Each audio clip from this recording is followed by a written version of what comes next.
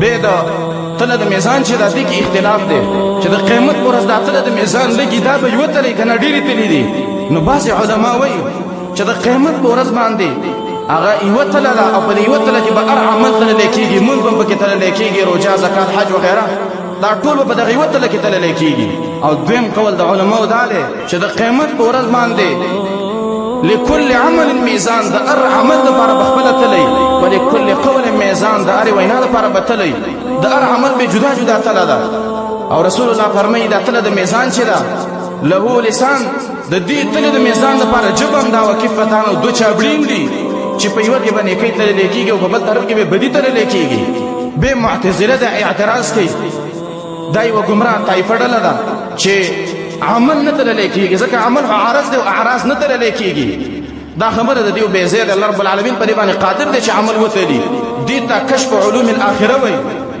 د آخرت علوم دی په دې باندې الله رب العالمین پوهېږي په دې باندې قادر دی یا تاسې وګورئ دی ګرمۍ یخنۍ ته دا خو معرض دی خو لیکن میټر ورته ولګوه تا له یخني معلوموي ګرمي هم دله معلوموي دغه رنګې عمل دی د قیامت په ورځ به الله رب العالمین تلي او بې دې کې به اختلاف دی چې د قیامت په ورځ د عملونه تللی کېږي دا به په څه شکل کې تللی کېږي نو بعض علما وایي چې د قیامت په ورځ به الله رب العالمین زمونږ د عملونو له یو جسد ورکي یو جسد وله ورکي او دغه جسد او جسد به په تله د میزان کې تللی کېږي لکه حدیث کې راغلی د قیامت په ورځ به الله رب العالمین د دې دنیا نه دا دنیا به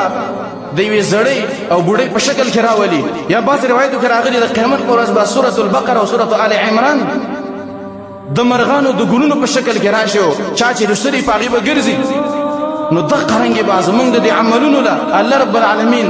یو جسد جوړ کړي یوه جسه به دې جوړه کړي په طور مثال موږ مونځ کړی دی مونځ نه به الله یو جسد جوړ کړي او په تله د میزان کې به یې واچوي دویم قول دا دی د علماو چې د قیامت په ورځ عملونه تللی کېږي دا به څنګه تللی کېږي نو علما وایي د قیامت په ورځ به د عملونه چې تللی کېږي دا چې په کومو رجسټرو سجلاتو کې لیکلی شوي دي په پاڼو ورقو کې دغه ورقې به د قیامت په ورځ په تله د میزان کې تللی